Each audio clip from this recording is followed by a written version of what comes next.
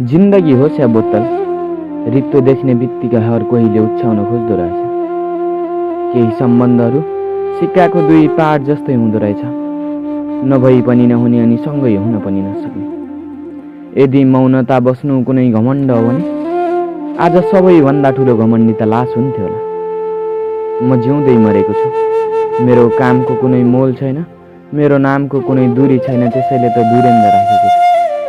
मेरो कदमको कुनै गन्तव्य छैन, मेरो उपस्थितिमा कसैको ध्यान छैन। मेरो जिन्दगीको कुनै भर छैन, म शरीर जीवित हुँदा पनि बाँचेको छैन।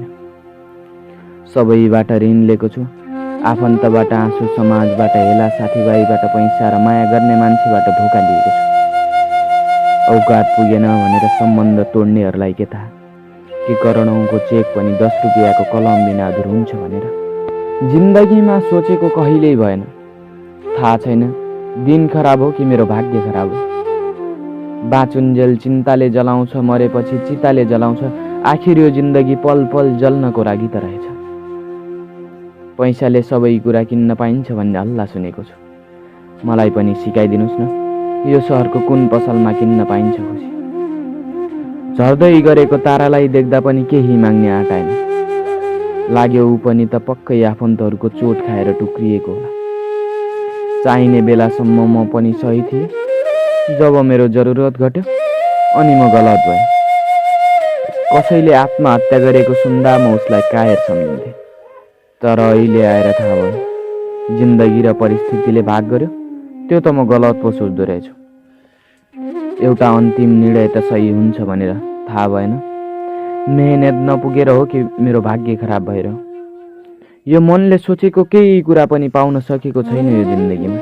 छोडिदिउँ जस्तो लाग्छ कहिले काहीँ त, यो सहर पनि, घर पनि, यो रहर पनि, अनि यो जिन्दगी पनि। म स्वार्थी भएको होइन, बस अलिकति मात्रै दूरी बढाएको ती मान्छेहरूबाट जसलाई म हुनु नहुनु कुनै मतलब नै थिएन।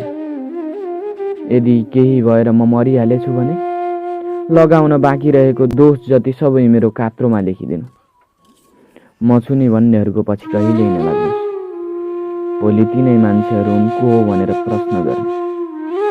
सक्नुहुन्छ भने यो मेरो मनलाई परिवर्तन गराइदिनुहोस्। सक्नुहुन्छ भने मलाई पनि झुटो बोलेर सम्बन्ध गाँच्न सिकाइदिनुहोस्। सक्नुहुन्छ भने मलाई बाँच्ने उपाय सिकाइदिनुहोस्। यदि त्यो पनि सक्नुहुन्न भने मलाई मर्ने सजिलो उपाय सिकाइदिनुहोस्। मलाई बाँच्ने मन फिटिक्कै छैन, घरमा आमा रुन्छन् कि भन्ने डरले जसो तसो बाँचिरहेको छु।